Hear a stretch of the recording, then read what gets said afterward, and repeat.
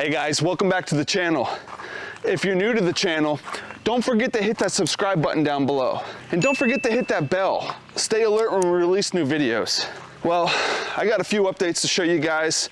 On the last video, we got Red isolated into his pen over there. Well, since we didn't have the electric up, it was just a matter of time before Red escaped. We had to scramble yesterday and get up there. I worked all the way till dark actually, putting up the electric wire. We had to put up the electric wire around Red's pen, around his paddock, and then we also had to put a line down the girls' line that's adjoins to Red's paddock so they don't push in or out. Feels like the girls probably pushed in first because when we first seen them, all the girls were in Red's paddock. But Red got out 2 or 3 times, the girls got in there, and it was just a mess. So Jerry and I went down here, scrambled, tried to get the pigs separated again, and then once we finally got them separated, you know, I went around and again installed all the insulators. I had to put in some more T-posts. Finally got all the electric set up and got it back up. That was quite the task. So Red's paddock, we got it all the electric ran. Again, I went around, it's only one strand that's all the way around. I used the top strand of this existing paddock right here. The big issue that I had to deal with was trying to get the electric box to work. So the solar charger, I have 2 identical boxes here. I bought a new one because the existing one didn't work. The issue I was having though was I wasn't getting a charge out of the fence here, or out of the charger box to the fence. And I couldn't figure out what was going on. And I ran the tester several different ways. I still couldn't figure it out. So I did come in with the ground rods. We got the ground rods pounded down a bit farther than what they originally were. So I got them down pretty low. They could probably still go down a little farther, but the reason I didn't put these ground rods down quite as far as they probably should be is because the goal was to move this electric box out to the fence where I already have the 3 ground rods started over there. I can't get them any farther. The post hole driver, or the T-post driver, and the sledgehammer are basically coming to a grinding halt over there. I've tried everything I could to get them down.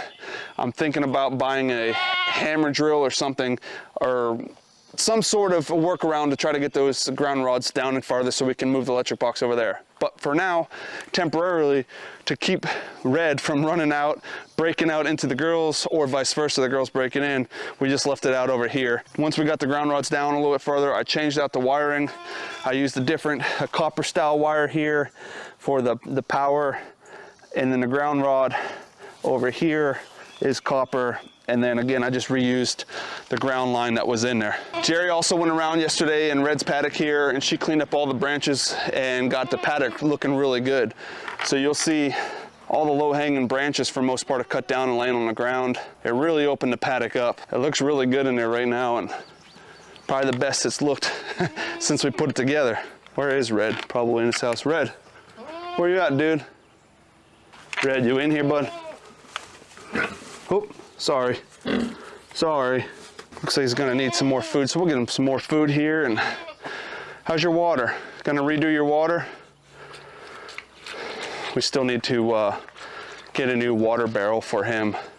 I'm working on that right now. I've got someone I was selling some water barrels in the local area. I'm trying to get a handful of them because we need one for Red. We need one for the girls in their back paddock because we also have another 2 or 3 pigs coming that'll be about 8 weeks old here in the next week or 2. So we have to get these little pigs over here and situated. So the biggest thing was getting Red situated so he can't push through, because they were pushing through right over on the chicken wire in the nursery paddock right over there. And now that that's taken care of, we can start putting together the nursery area for the younger pigs. But this was quite the project. We really did. We scrambled. I was working here till it literally was dark enough I couldn't see the wire laying on the ground because they kept pushing in and out. And the thing is, they're at an age now where the girls are starting to go into their cycles, and Red was starting to show pretty high interest in them and wanted to start mounting them. And again, we don't want that to happen. So now we're good. The power's working.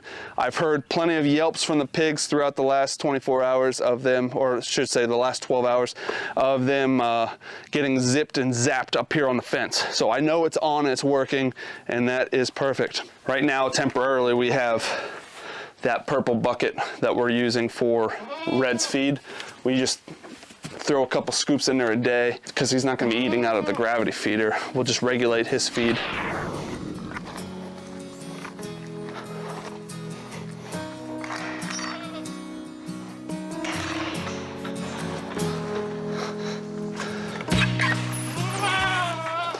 All right, so we keep the food in here, as you guys know. This is something else we're also trying to figure out, how to store the feed. We've, of course, just like anyone else that might have feed sitting around in the open, mice eventually find it. Even though we have a couple of good-sized black snakes that I know are around here, some rat snakes that are in here to help us out with that mouse problem, we still have mice. So we're trying to figure out long-term now. Ideally, what I want to do is get a big gravity feeder, and I'm going to get the gravity feeder stored out here that we can get the feed company to come and dump a couple tons at a time, and that way it gives us feed that right out of the feeder that I can just go and literally open up and take a pail or something, put feed in it, and bring it out to the animal. Right now we do it all by 50-pound bags just because that's what we are set up to handle at the time. I don't have any way to handle bulk. Even if it was bag, I have nowhere to put them. So they just kind of sit on a pallet here in the barn, but if they don't get used quick enough, the mice will get them. So I'm trying to figure that out. If anyone has any ideas on how we can store, you know, 15, 20, up to 50-pound bags of feed, if it's a certain container, what we're thinking is a big metal trough or something with a lid or something. I don't know. If anyone has any ideas, leave me a comment down below. I'm very interested in solutions for that. But we're just gonna get Big Red one scoop here. Probably only needs about, I don't know, a scoop or two a day at his size. As he gets bigger, I'll give him more, or I should say a scoop or two per feed cycle, so twice a day. Right now, he's getting used to coming off of the gravity feeder where he gets to free eat more, so he's used to having feed often, so I usually keep a little bit more feed in here than I probably need. Again, he's still getting all the scraps from the garden as well as the girls, so it's not like he's gonna starve anytime soon. I'm gonna go put this in Red's pen, and then we gotta get his water filled up real quick.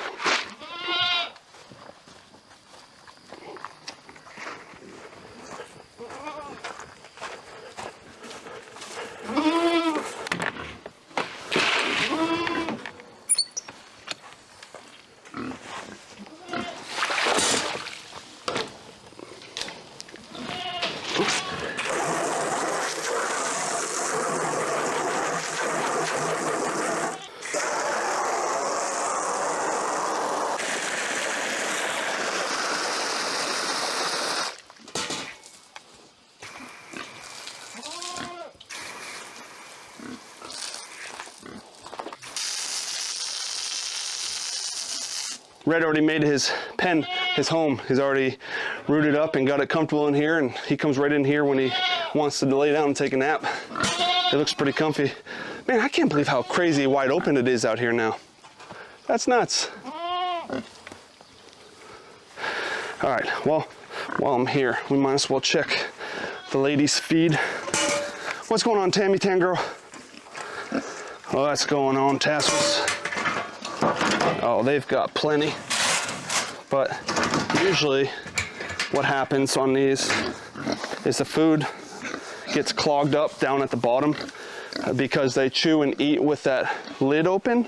And what that does is it causes all the little particles to set at the bottom, and when moisture gets to it, it crusts up and kind of clumps up, and they hate that. And I hate that because when it clumps up like that, it gives flies an area to go and land to lay their larvae, and little maggots and stuff will go in there. So every once in a while, I've got to come in here, I've got to scoop all that old feed out, get it out of the feeder, so that the other stuff stays dry and is in there. I don't really care for this gravity feeder because of that. I didn't realize there's gonna be so many issues with that. That's a lot of wasted feed. I don't want to waste any feed because wasted feed equals wasted money. That's not what we want. Right now it doesn't look too bad, but I can show you what I mean. If you get down in here, it's more of this powdery, and they don't prefer to eat any of that clumpy powdery stuff. So I've always got to take it out and clean it about, I don't know, once every couple weeks or so.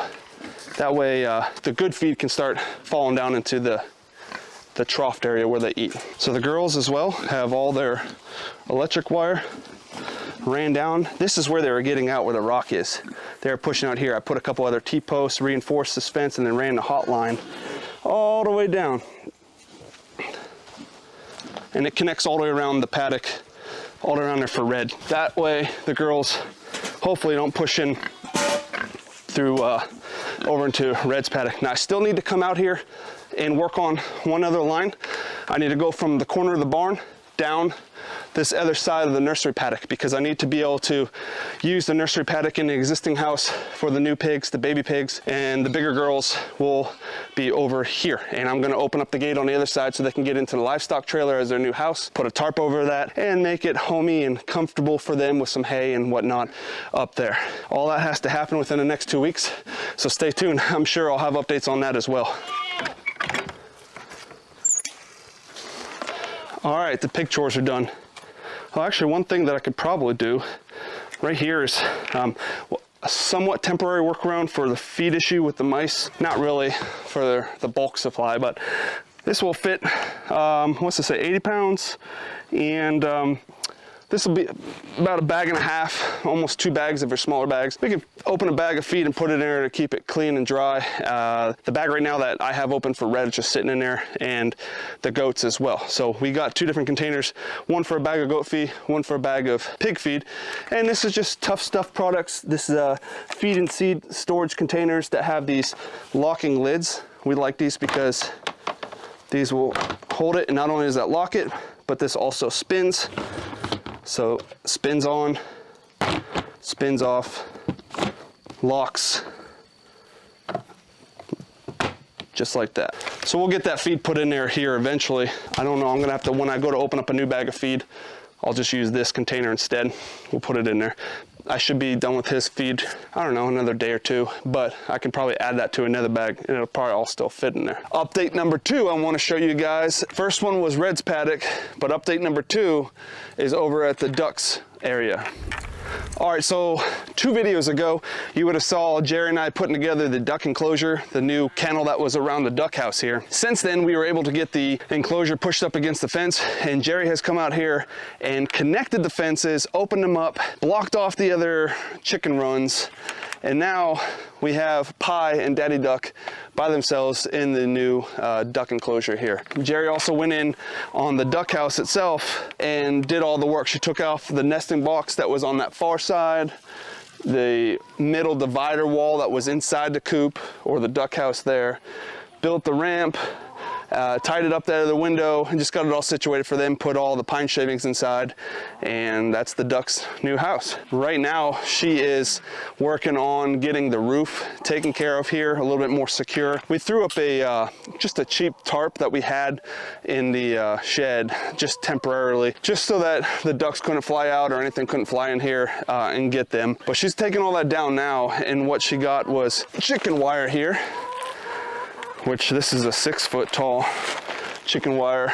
But we're gonna put chicken wire across the top of this to reinforce a little bit. And then we do have a new tarp, which is gonna be green actually, right here. It's a 10 by 13. This enclosure is a 10 by 10. So we're gonna get that put up over here. But before we put all that new stuff up, we've got a couple boards that we'll use some self-tapping screws. We're gonna screw those boards in for support on the roof and then run the chicken wire and the new tarp on top, and we should be good to go. Oh, we also got a new tarp here. This is a heavy duty 12 by 20 tarp that we're going to fix up and patch, basically remove all this old stuff from on top of this chicken run and get a brand new tarp put up there to make it look nice and neat and clean and seal all that back in.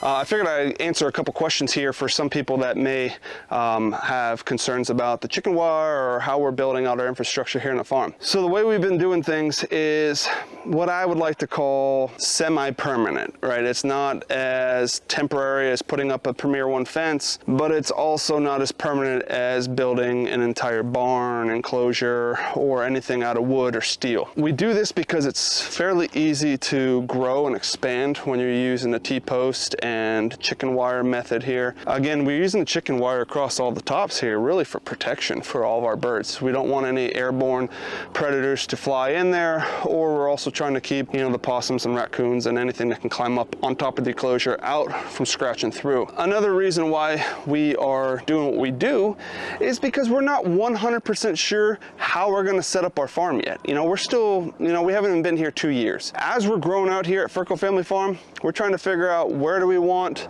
to put certain buildings, where do we want the animals, how are we going to flow, what's natural, what do we have issues with. So things change quite frequently, and with that I like to use the T-posts and stuff like this that is semi-permanent, that can build a structure, but then if we need to move it or readjust the layout here on the property, we could always just pull it up with the T-post remover, take the wiring off, because the wiring's all held on there with zip ties. That's what we use. We don't use any metal brackets because we know that at the end of the day it may end up coming down or being readjusted. That is the main reason why you see all this. Now, my OCD in me wants to have really nice buildings and wood enclosures. I'd love to have this all built out with wood, maybe some rough cut lumber or something like that, but ideally it's not preferable right now in our situation, only because we're trying to figure out the flow of the farm, how to expand, what we're going to do in the future and all that. And so as a temporary workaround to try to put things in place to see if it works, that's what we're using all the T-posts for. That is why you see so many T-posts,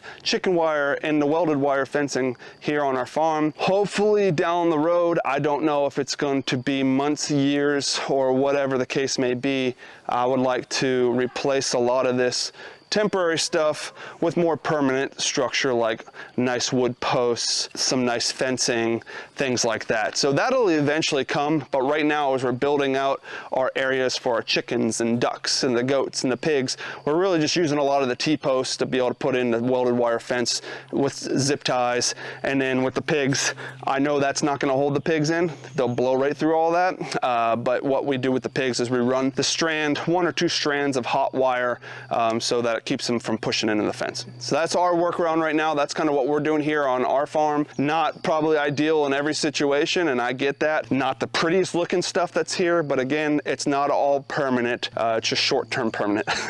So I know there's been a few people wondering why do you put up so much chicken wire and all this temporary looking stuff. That's why. We still have a long way to go here on the farm as regards to how we move around as far as infrastructure goes, pathways, roadways, buildings, where we're gonna put up additional new barns, build up new fences, and I can't just throw all that in one time. It's gonna take a long time to build all that out. So as we're learning and trying to grow slowly here at Ferko Family Farm, we're using T-posts and chicken wire.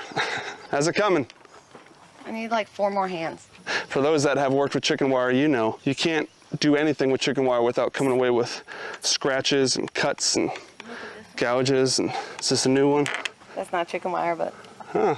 What's that from? I ran into the metal on the top of the duck house. Yeah, I'll do it every time. All right, so I'm gonna help her real quick here. We're gonna get this self-tapping screws screwed in here for the board support, and she'll continue working on the chicken wire. I don't want it sticking out so much. It looks weird. Yeah, if you're fine with it there, I'm fine. I can. That board's too short to go to reach. I just grabbed this one for right here because I'm gonna set this.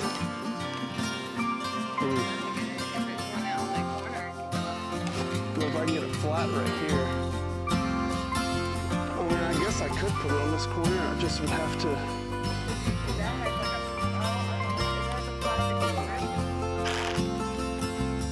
There we go. Okay. Yeah, I'm sure you are. There you go. You can see. Just putting one self-tapping screw, and what we're using is hex washer head, size 14, 2.5 inch self-tapping screws. Take these boards, we'll put one of them down through, and it just taps up in, holds it secure up there so the wind doesn't blow it off. Now that those are up there, Jerry's gonna go ahead and she's putting the wire, the chicken wire, up over top of this existing cheap tarp because the tarp's not even big enough. You can see it's pulled. which makes it easy. So when we go to remove that tarp, we can just pull it out from inside underneath. The new tarp will go over top of the chicken wire for the shade there. All right, and the third update that I wanted to show you guys here was with the new chickens here at coop number 2. The chickens are growing along with the geese. They are getting huge. As you can see, the geese are pretty much feathered out, and all of the chickens are getting huge. So they're outgrowing this space, and we knew that was coming. Again, one of our main goals was to try to have these guys free ranging, but due to the predator issues this year, we're gonna try to keep them as contained as possible and let them grow and mature a little bit more before they're able to get out of here. Now we may end up just letting the roosters out and letting them be the free rangers for now, just to kind of gauge how bad the predator problem could potentially be. Hopefully we can get it under control, and I have a couple things that I'm trying to do, but for most part back here at the second coop, we're working on an expansion. I went ahead and we put in some T-posts. We started clearing out the woods right here by the coop. This is about 15 by 15, give or take. Now the wall over there that goes up, that's connecting to the coop itself, that's a little bit longer, but we have middle brace across the middle here where the T-posts are, and we have this board that will end up connecting onto the T-posts here in the middle, and that's just going to give us a middle brace that we can run the chicken wire to. And we're just going to run the roof of chicken wire from the top down and over. And Jerry picked up 4-foot wiring. It's the welded wire 2x4. We'll go ahead and pull that around the whole side, so all the fencing on the side will be 2x4 wire, and then the roof will be chicken wire. No tarps on this section out here. Will be open, but it'll be connected somewhere along the side of the run over here, and then the chickens will be able to come out here and forage a lot more and have a lot more room to spread out. Right now they're a little crammed, and we knew it was coming, but trying to help them out. All right, so those are our 3 big updates right now. We've got Big Red's electric ran. That was a scramble. And then we've got the chicken coop down here, chicken coop number 2, that we're working on the new runs to expand that out. And of course, right now, Jerry's actively working on the duck enclosure to try to finish that up, so that project's done itself. And then once she's done over there, she'll be shifting her focus over here to start wiring and running the fencing and get that all set up. So I'm trying to do a little bit more in regards to filming some more projects and stuff that we're doing. It's just some of these days are real rainy. I can't get the equipment out. Other days it's last minute things. We're kind of scrambling. And so, you know, it's hard to film everything, but if I could, I would. But I do definitely appreciate everyone following along today. All right, everyone, I appreciate everyone following along in today's video. I know I jumped around quite a bit, but always stuff going on around here at the farm. Busy, busy, busy. All right, guys, well, I'm gonna head out here, get some more stuff taken care of this evening. Appreciate everyone following along. Until next time, guys, we'll see you later.